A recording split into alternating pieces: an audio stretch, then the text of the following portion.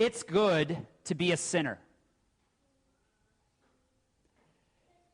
You can rejoice that you are a sinner. Now, to be clear, I'm not saying you should do whatever your heart desires. I'm not saying you should only serve yourself and ignore your neighbor. I'm not saying that you shouldn't do all those good works that God has prepared for you to do. The scriptures are very, very clear. You have the duty and the privilege to show love to God and love to your neighbor in everything you think and say and do. The scriptures are very clear on that. But it's still good to be a sinner. You can rejoice that you are a sinner for this one reason and this one reason only. As the Pharisees and Pharisees and experts in the law so beautifully proclaimed, this man, Jesus, he welcomes sinners and he eats with them. Now, the Pharisees and experts in the law didn't originally say that in order to bring comfort to people. They didn't say those words, this man welcomes sinners and eats with them, in order to praise and thank God for his grace and mercy. Instead, they originally said those words to bash Jesus and put him down. You see, the Pharisees were egotistical and self-righteous. They thought very highly of themselves. They were not humble people at all. They thought they were the best people of the day. And outwardly, that might have been true.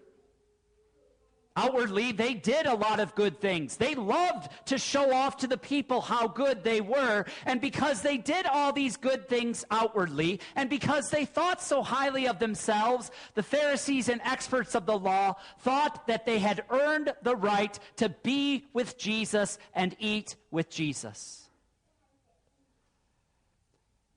But Jesus had no time for them. Jesus never has time for those who are egotistical or self-righteous or think so highly of themselves that they think they've done enough to earn their way into his presence. And while that sounds terrible to say Jesus has no time for those people, let's think about why that's the case, why Jesus doesn't have time for those who are egotistical, self-righteous, and think highly of themselves. It's because those who have those thoughts, they're only focusing on what they can do for God. They're only focusing on themselves and think that by all the good things they have done, after all, they're better than most people in this world, we have somehow, some way earned favor with God. Oh, to be sure, those who think that way still will talk about the love of God. They know that they're not absolutely perfect, and so they need God to show at least some love. But just like at your work, you have to prove yourself to your boss in the hopes that one day your boss might be motivated in order to give you a raise or a promotion. So also people like the Pharisees and experts in the law think that they have to prove themselves to God in the hopes that God might be motivated to show them a little bit of love. But those are the people that Jesus rejects because they are rejecting his free grace. Those are the people that Jesus condemns because they're condemning the truth. This man welcomes sinners and eats with them. For any teaching that is Jesus plus, right? Jesus plus something or someone else. Any teaching that is Jesus plus is complete and utter heresy. It's why Jesus so often condemned these Pharisees and experts in the law, and it's why we have every right to condemn those who are spewing such satanic lies today. And so when the Pharisees and experts in the law say, this man welcomes sinners and eats with them, while they're trying to bash Jesus and put him down because of the company he's hanging out with, when we hear those words, we're actually full of comfort and joy. Because if Jesus welcomes sinners, and eats with sinners? That means Jesus welcomes you and me. And he eats with us. For make no mistake about it, we are sinners. And let's talk about what that means. Let's talk about what it means that we are sinners, because I think a lot of people misunderstand that statement. When people hear the statement, we are sinners, oftentimes they think of this way. They think of the bad things they did, the bad words that they said, the bad thoughts that they've had. And they think, because I've made these bad choices and did all these sinful things, that's what then makes me a sinner. They think the sin happened first, and because the sin happened, that is what defines me as sinful, as a sinner. It's the way many people think about sin. But if that were the case, if the sin came first, and that is what then defines me as a sinner, then the solution is not necessarily Jesus has to come down and welcome me and eat with me to change who I am. Instead, if the sin came first, if that's what makes me a sinner, then the solution is that I need to be better taught, or I need to be better motivated so that I have better knowledge to make better choices in my life. For if I can stop myself from doing these bad things, or at least minimize that, then I can stop myself from being defined as a sinner. That's what happens when we think the sin comes first, and the sin is what defines me as a sinner. But if you search the scriptures, they never talk that way. They don't talk about the sinful actions happening first, and that's what defines me as a sinner. Instead, the scriptures say, I am a sinner first. You sang it in the psalm, did you not notice it?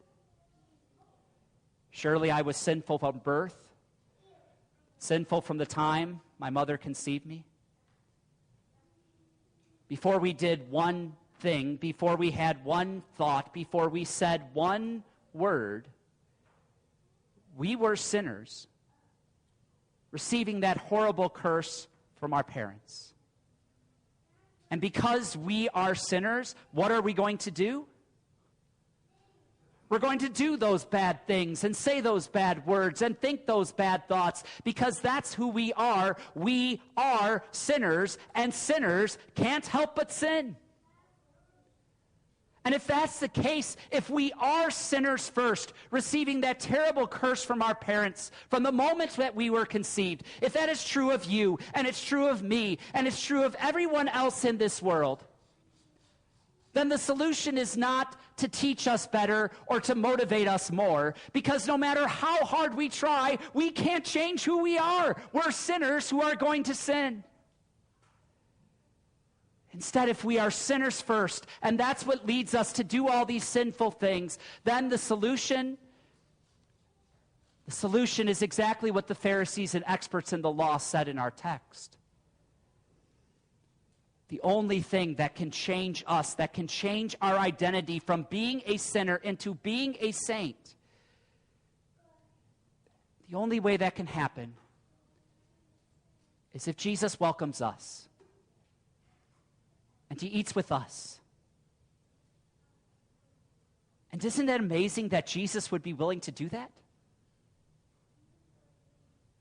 For Jesus would have every right to not welcome you, a sinner. He would have every right to not eat with you, a sinner. He would have every right to demand that you should do something, anything, in order to prove your worth to him.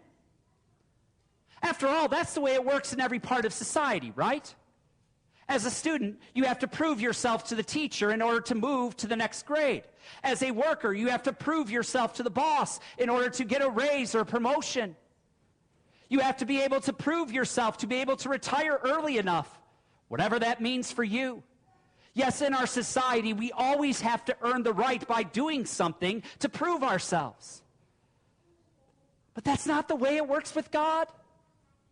He knew that we could not do one thing to prove ourselves because we are sinners who are constantly going to sin. And so solely out of his grace and mercy, based not on one single thing that you have done, solely out of his grace and mercy, Jesus welcomes sinners. And he eats with sinners. And when that happens, Jesus does something amazing. He saves sinners by changing who they really are. After all, isn't that what's happening right here, right now? Look around you. Look into this room. What do you see? You see a bunch of sinners, right? You know me. It's not hard to point out my sins. It doesn't take a special measure of wisdom to say, that guy standing up there, he's not perfect. I'm a sinner. I make it clear every day.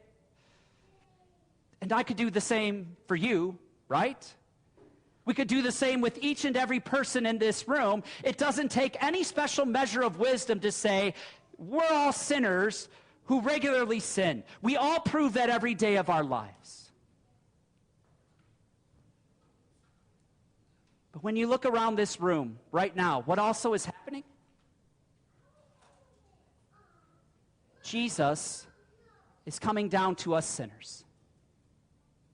Jesus is welcoming us sinners. Jesus is eating with us sinners. This is what is happening right now as we sinners who sin every single day because of who we have been from the moment we came into this world. As we sinners gather here, Jesus comes down and eats with us and welcomes us.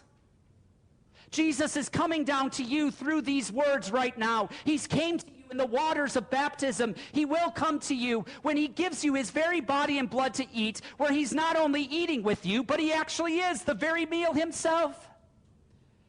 And when Jesus comes down to welcome you sinners, what happens? You're changed. You're washed in his blood and changed. You're changed from being that sinner who can only sin into being a saint who is worthy enough to dwell in the realms of heaven forever.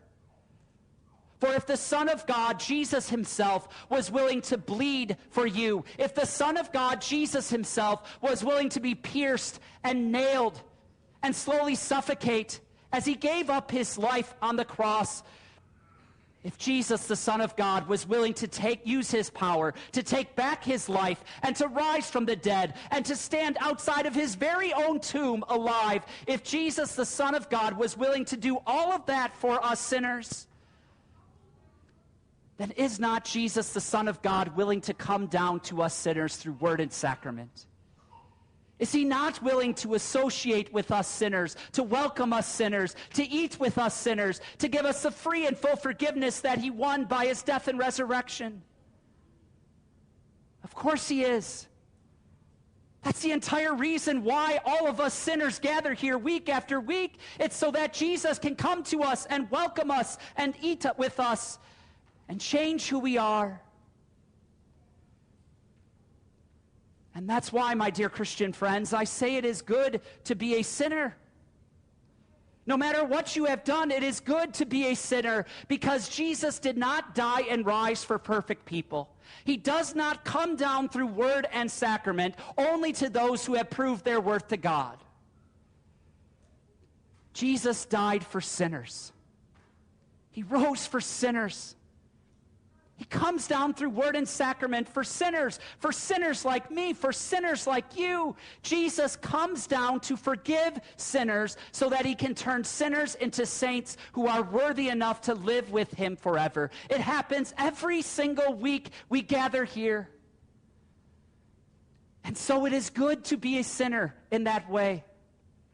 In fact, it is good to invite other sinners to come to this place, including that teenager that the world is giving up on and saying he's never going to amount to anything, including that adult who did something in his past and seemingly can never run away from that, including that person who wronged you and harmed you and maybe made your life difficult. It is good to invite that sinner to meet God here. here. Jesus died and rose for sinners. He comes through word and sacrament to forgive sinners. The whole work of the Son of God is to change sinners into saints. For as the Pharisees and experts in the law so beautifully put it, this man, Jesus, he welcomes sinners and he eats with them. In the name of the Father, and of the Son, and of the Holy Spirit. Amen. Please rise as we confess all that our triune God has done for us sinners by using the words of the Apostles' Creed.